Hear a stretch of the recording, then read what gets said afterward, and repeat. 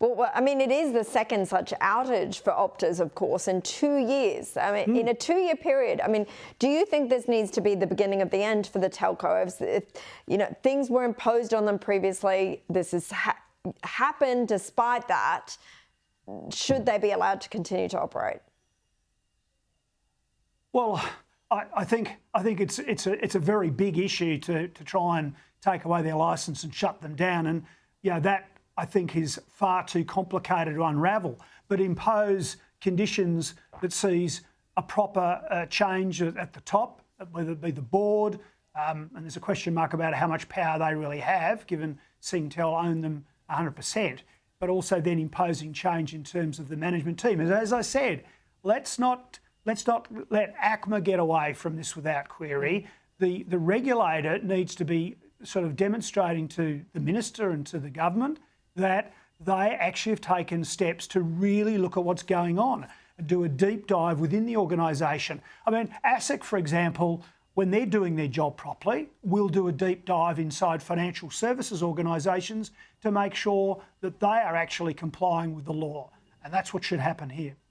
OK, let's move on to something else. Susan Lee has warned Anthony Albanese's failure to build a strong relationship with Donald Trump has left Australia exposed to the US president's shock 100% tariff on pharmaceuticals, putting local jobs and critical trade at risk. I made a similar argument at the top of the show, Campbell. Is she right that the Prime Minister should have built that connection by now? Because do you think it would have actually made a difference in relation to this announcement?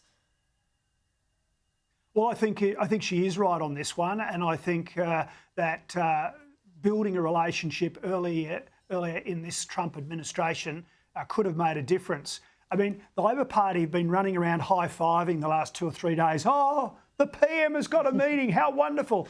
And a lot of people in the media have dutifully gone, oh, wow, this is sensational. Well, the relationship needed to be established months ago. And the case that Australia has a unique position as one of America's most reliable allies should have been put on the table. We know that the Trump administration and the president were concerned for a long time about our wonderful pharmaceutical benefit scheme, and that needed to be dealt with. But what's happened over this year? Well, the Albanese administration here has done everything they can to antagonise the US. I mean, really, the recognition of Palestine, when there isn't anybody who can take over, it goes on and on and on. There's been so many pokes in the eye.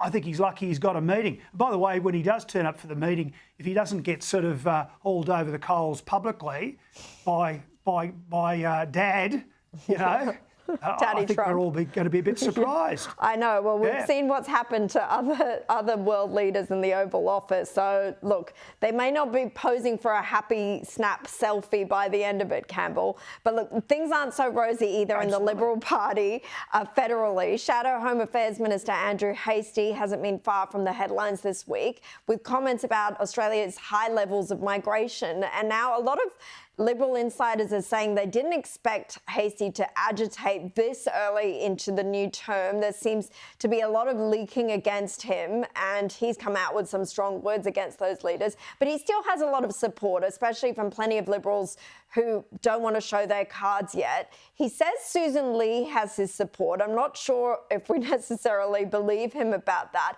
What have you made of his interventions? Well, someone needed to step up and actually send a message to Australians that there is an alternative, that there's someone who is lining up to defend them. Let me put it like this. When I lost to Anastasia Palaszczuk in 2015, everyone was surprised. We were a first-term government. We had a huge majority.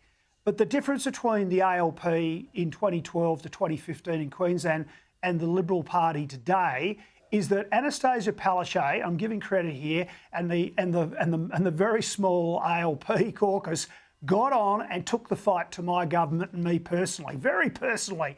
But they never laid down. They never sort of said, oh, we're going to spend sort of a year thinking about policy. They got on and took a fight up to my government, and against all expectations, they won. That's what Hastie is doing here, because I'm afraid the Leader of the Opposition hasn't, and nor have other senior members of the team, apart from, of course, Jacinta Price. So it had to be done, and Susan Lee has taken them back in the polls, and I think her leadership is right on a knife edge now, and there will need to be change. And for these people who just want to sit around and wait and sort of have this sort of ridiculous view that, oh well, we can't win, in 2.5 years' time, that is pathetic. Again, Palaszczuk didn't do that. The Liberal Party shouldn't be doing that. Australia deserves better.